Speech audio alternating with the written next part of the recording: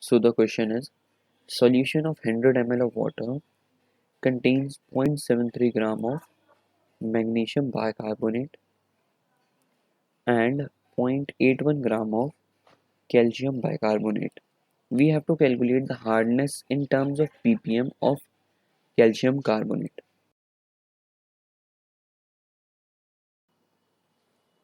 So for calculating the ppm, first of all we have to calculate the total number of moles, and we will be calculating the total number of mole magnesium bicarbonate.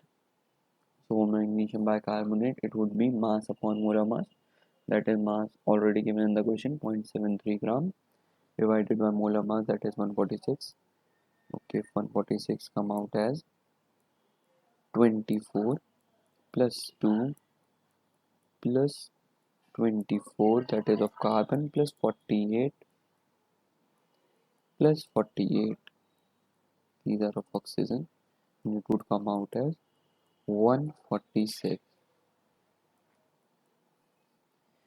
Now calculating the total number of moles of calcium bicarbonate, that would be 0.81 upon 162, and 162 come out as 40 plus 2 plus 24 plus 48 plus 48, these two are of oxygen, and it would come out as 162.